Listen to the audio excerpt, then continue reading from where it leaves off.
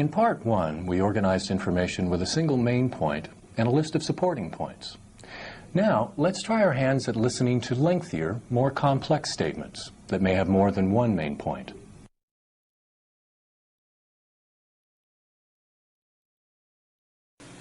We have two kinds of cologne called swarms and effete. Swarms is dirt cheap and attracts swarms of women. Effete is very expensive and attracts only the most discriminating women. Is this statement different in any way from those in Part 1? Summarize it on page 40.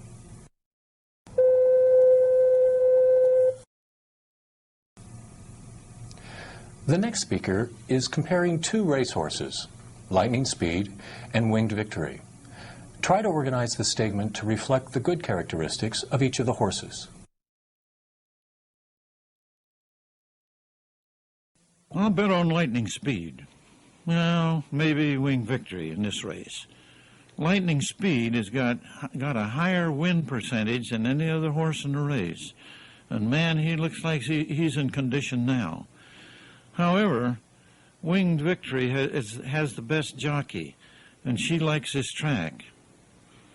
You know, also, Lightning Speed's stable is honest. You know how important that is. On page 41, record the characteristics of Lightning Speed and Winged Victory.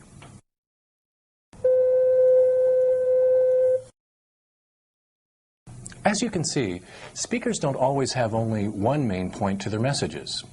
While you're listening to the next statement, before you look at the workbook, decide if this is a one-point statement or a two-point statement.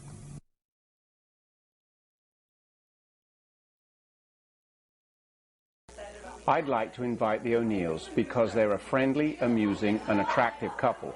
I think, though, I'll invite the Kennedys because they're rich. Write your summary on this statement on page 42. Remember to add in the second main point.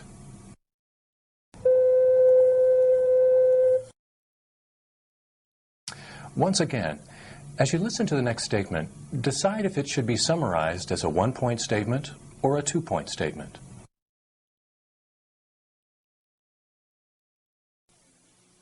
What I'm really looking for in a Ida bed is appearance. That's the important thing. But I also want it to be comfortable to sit on. Some friends of mine have a Ida bed that feels like you are sitting on a marble bench. And if I wanted to sit on a marble bench, I could go to Grant's Tomb or someplace. This time, summarize your statement orally before writing it in your workbook on page 43.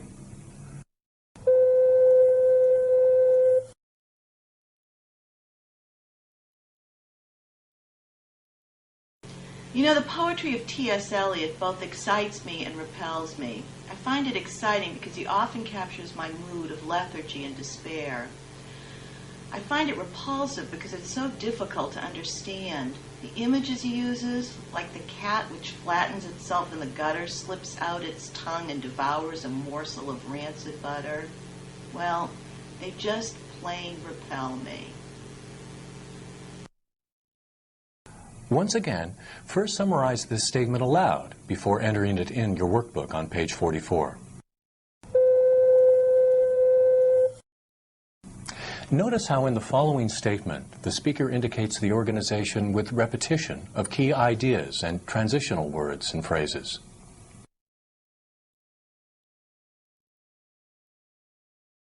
Some philosopher once said, the problem in life is the decisions, and my problem is that I've got to make a decision. I feel so uncertain about whether a big screen digital TV is really worthwhile. Well, they're a lot more realistic, and realism really is critical, but I don't like the fact of electronic equipment taking up so much room. You know, if you live in the city, no matter how much you make, and I do okay, maybe a little above average, but nothing special, there just isn't that much room. You really care if it's taken up by electronic equipment. There's just no room to live.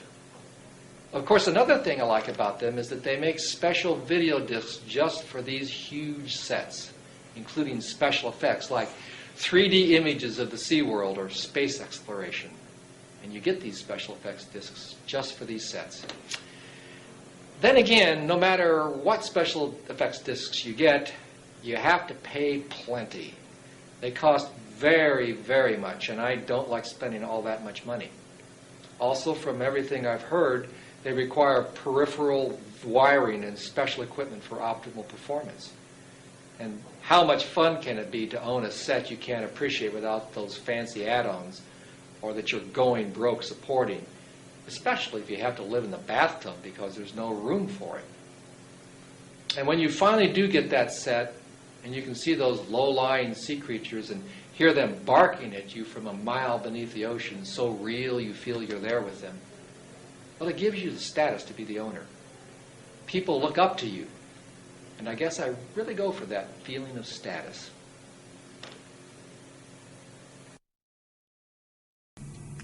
Now write a summary of this rather lengthy statement on page 45.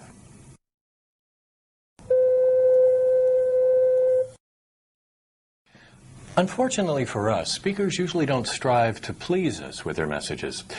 Sometimes they'll make comments that we find distasteful, offensive, or even boring. Nevertheless, we're expected to attend to their messages and digest the content. Thus, we need not only to listen through the speaker's emotions, as mentioned in Part 1, we also must listen through our own emotions. In some of the following statements, you may find it necessary to coach yourself through the speaker's message, setting aside your personal reactions to the message in order to get the message.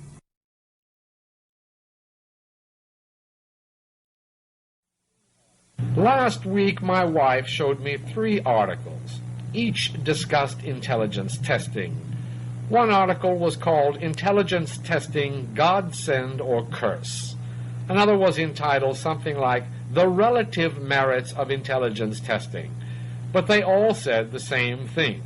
They provided an analysis of intelligence testing and mentioned they were successfully used originally to place students in schools as, for example, to place in advanced or retarded classes. This ability to track children is very important because the teacher is severely handicapped when some of the students are incompetent and hold back the class.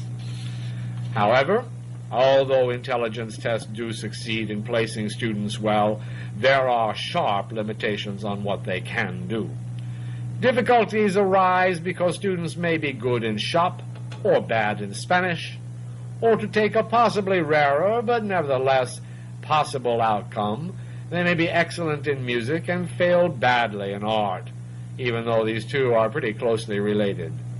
In view of this difference in skills in different subjects, it's hard to see how intelligence tests can be really useful. Another source of mistrust in these tests is that children with lower scores may be teased by the other children, and that's really disgraceful.